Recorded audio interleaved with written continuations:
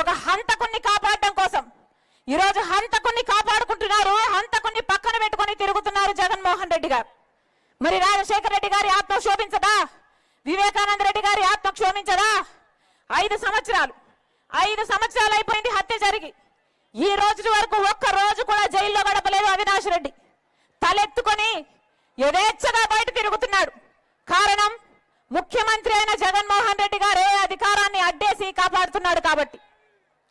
5 సంవత్సరాలు అధికారంలో ఉండి శిక్ష పడకుండా కాపాడడం ఒక ఎత్తైతే, ఈరోజు మళ్ళీ అదే హంతకులకి, హత్య చేపించిన వాళ్ళకి మళ్ళీ ఎంపీ టికెట్ ఇవ్వడము ఇంకొక ఎత్తు.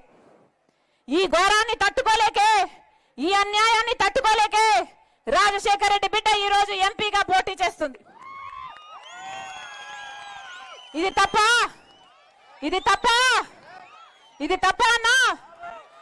ఒకవైపు అవినాష్ రెడ్డి ఉన్నాడు, ఇంకోవైపు రాజశేఖర రెడ్డి బిడ్డ ఉంది. మీకు ఎంపీగా ఎవరు కావాలో మీరే తేల్చుకోండి.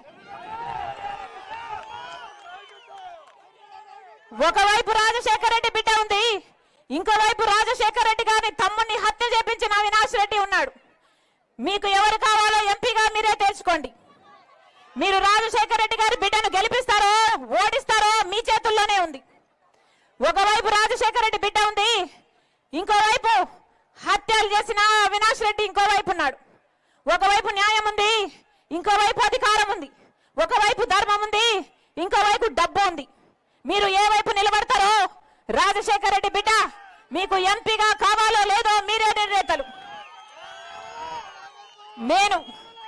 నేను మాత్రం చూస్తూ ఈ అన్యాయాన్ని ఇలాగే కొనసాగడం తట్టుకోలేక ఈరోజు పోటీకి నిలబడ్డాను.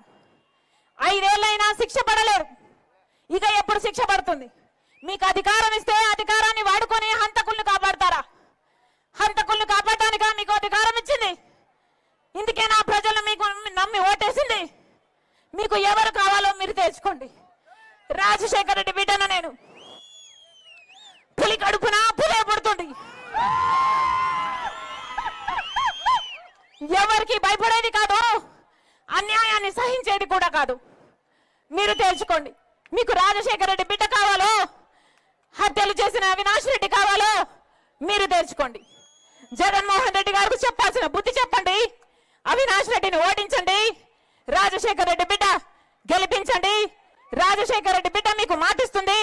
ఈ రాజశేఖర రెడ్డి బిడ్డను మీరు గెలిపిస్తే మీ బిడ్డ అవుతుంది.